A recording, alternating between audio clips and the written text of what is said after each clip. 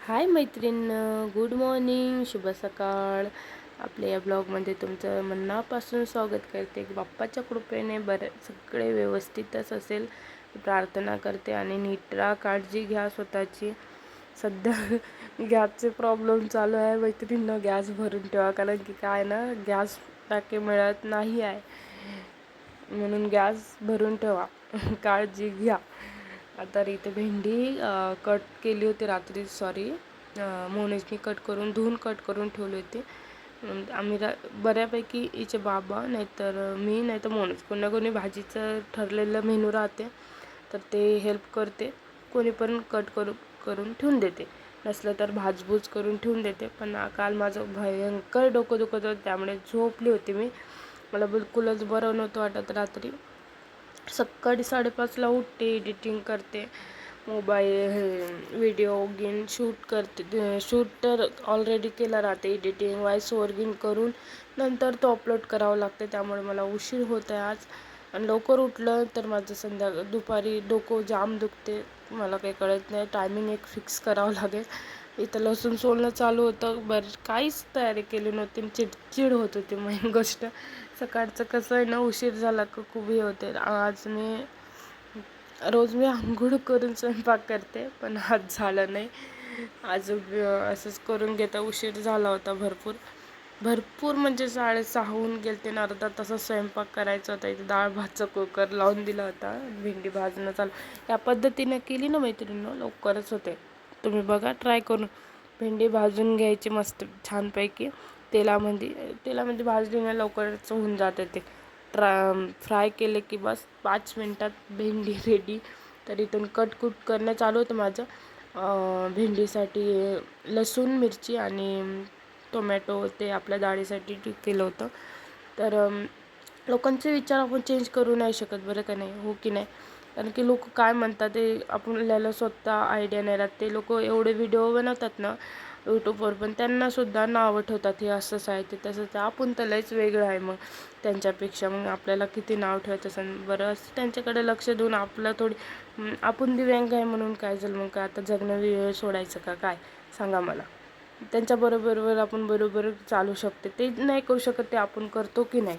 करतोच. त्यांचा जेवढा आणि भरपूर लोक म्हणतात नाही, यांना दिव्यांग लोकांना जास्त दिमाग राहते. म्हणजे काय, देवानं का आपल्यासाठी वेगळं काही बटन तयार करून ठेवले का दिव्यांग आहे म्हणून? ते आपण आपल्या दिमागाचा यूज करतो, ते नाही करत. ते दिसते तसं त्या पद्धतीनं करतात, आपण आपलं डोकं चालून काम करते, हो की नाही? तर माझं जिरं मोहरी कढीपत्ता नाही होता. मला कढीपत्ता प्रचंड आवडते, तर यामध्ये नाही होतं माझ्याकडे. लसूण मिरची ॲड केली, थोडं हळद ॲड केली आणि आपली भेंडी. तुम्ही या पद्धतीने करून बघा. तुम्ही कशी करता मला पण सांगा. पण मी या पद्धतीने करते. भेंडी मला प्रचंड आवडते, आणि माझ्या नवऱ्याला पण, माझ्या भावाला पण. आणि थोडंसं त्याच्यामध्ये शेंगदाण्याचा कूट ॲड करायचा. नंतर थोडा वेळ फ्राय केल्यावर, आणि मीठ, चवीनुसार मीठ. कोथिंबीर नाही टाकली होती यामध्ये, लक्षात असं राहिलं नाही. इथे झाली होती माझी भेंडी. नंतर चपात्या घ्यायच्या होत्या टाकून. आणि बाबासाठी थोडं पाणी ठेवलं होतं. गरमी आहे पण थोडं काय होईना, नळाचं पाणी खूप भरपूर गार राहते.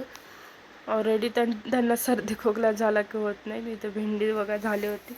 इथे डाळ नाही का फ्राय करायची होती. जिरं मोहरी, आपलं कढीपत्ता अवेलेबल नाही होता. थोडी हिंग ॲड केली त्यामध्ये.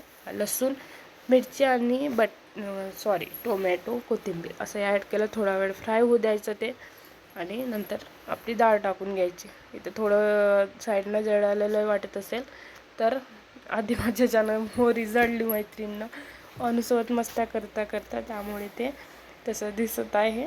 नंतर मी ते काढून ठेवले आणि त्याच्यातच फ्राय केली. कुठे भांडे भरवत राहायचे, आधीच मलाच घासून जावं लागते. कामं आवरून जायचं म्हणल्यावर वाढवायचं आधीच मला म्हणतात, खूप भांडे आवरून ठेवते तू, काय करायचं निघते म्हणल्यावर. तर असं इथे माझी डाळ झाली होती. तिच्या पप्पाला डबा द्यायचा होता म्हणलं फास्ट केलं जरा. आणि इथे चपात्या चालू होत्या. तर माझ्या गावचे भरपूर लोक मला म्हणायचे, माझ्या गावचे नाही, माझ्या स्वतःच्या परिवारामधले, कसं होईन बाबा, मुलगा कसा भेटेन हिला, कसं राहणार, कसं हे करणार. जबकी त्यांना माहिती होतं 2012मध्ये आई गेली तेव्हापासून आईनं तर आधी आम्हाला शेतात नेतच होते, आम्हाला कामाला कापूस वेचायला लागेल. मी पराठी तुम्हाला माहिती असेल तर काय म्हणतात त्याला, डोबणं गिन, हे आमच्या विदर्भात डोबणं म्हणतात, इकडं खुरपणं म्हणतात हे ते. तर हे सगळं मी कामं करत होते, मला थोडंफार दिसत होतं. बरं जाऊ द्या, मला दिसत होतं म्हणून करत होते. पण ज्या दिसत नाही ना मुलींना आमच्यासारख्या, त्यासुद्धा पुरणपोळी, मला आश्चर्य वाटायचं. आधी मी बघितलं नव्हतं खरं. पुरणपोळी, भजेसुद्धा काढतात, तळणं पण काढतात, भाकरसुद्धा करतात. आता तर मला भाकरसुद्धा जमत नाही मैत्रिणींनो, खरं सांगते. आश्चर्य म्हणजे त्या सगळं काम करू शकतात, तरी आपल्याला लोक नावं ठेवतातच. त्यांच्या तोंडाला कुलूप कधीच राहणार नाही. पण असं माझ्या घरात मीच एक शिकलेली होती, मीच गव्हर्मेंट म्हणजे जॉबवर लागली होती.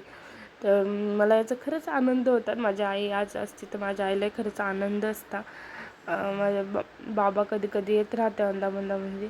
आणि माझ्या गावातल्यांना माहीत होतं, माझ्या इथं विहीर होती ना, पाणी होतं आणि चूल होती. मेन चूल आहे माझ्याकडे, आत्ता पण आहे. मी गावाकडे गेली ना मला नक्की व्हिडिओ शेअर करीन. मी स्वयंपाक चुलीवरचा पण करता येते की नाही ते नक्की व्हिडिओ टाकेन मी. तर ते सगळे काम मी इथं माझं झालं होतं. चपात्या आणि आवरणं चालू होतं माझं इथं बघा. यांच्या चहा तोच खाणं चालू होतं म्हणून आमचे बाबा तिला चारत होते. आमच्या मॅडमला लय मिन्नत करावं लागते, नंतर खाते. काय करायचं सांगा तुम्ही, काहीतरी आयडिया हिच्यासाठी, मॅडमसाठी. आमच्या पसारा तसाच होता, ते आवरून घेते. तिच्या पप्पाला लवकर पाठवलं की बरोबर 9:30पर्यंत पोहोचून जाते. कधी कधी उशीर होते, आळेफाट्याला जाते. भांडे आहे तसेच पडले मैत्रिणींनो. जाऊ द्या, बघूया पुढं. माझ्या गावचे व्हिडिओ तुम्हाला नक्की शेअर करीन. चला, लाईक करा, शेअर करा.